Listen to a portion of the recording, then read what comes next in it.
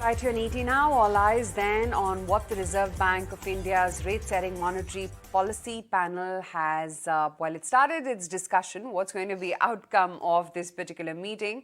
Let me take it across to Hersh and find out what his poll of bankers and economists is penciling in. Hersh?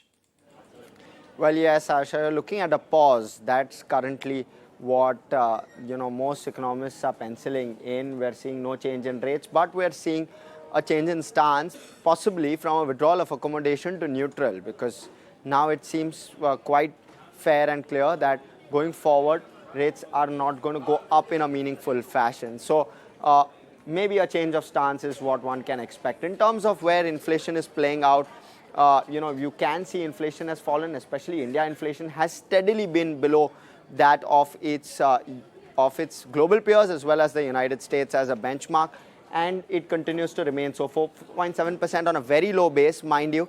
7.8% was the inflation number in April of last year. So on a slightly higher base, you've come in at a low number this time around.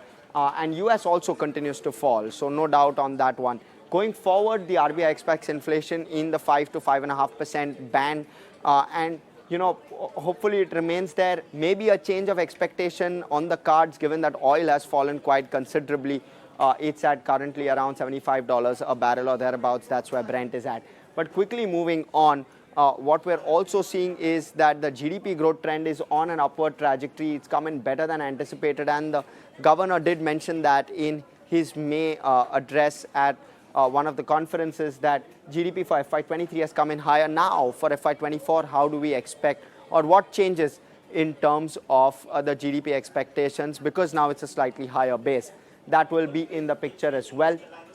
In terms of what the RBI is currently penciling in, these are the numbers. Maybe the Q4 FY24 number may see a bit of a change, because Q4 FY23 has come in higher than anticipated. But quickly moving on, in terms of the India macro picture, you're seeing GST collections come in quite high. The May numbers have come in extremely strong across the board. You're seeing air passenger traffic, quite elevated as well. So across the board, in terms of the growth trajectory, it looks quite positive overall.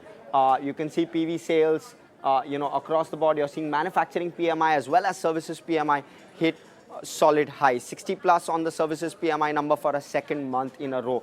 So broadly, you're seeing solid traction across the board in the economy from a macro picture. In terms of, going quickly moving forward, in terms of what's dictating or what's the larger macro picture looking like, last MPC versus this, you're seeing a solid fall in oil prices. You're seeing the rupee largely stable. You're seeing the 10-year bond yield go up for the US, but fall for India. So that's a big positive. And you're seeing inflation come off as well. So that's broadly the setup for tomorrow. Much, Harsh, for those details.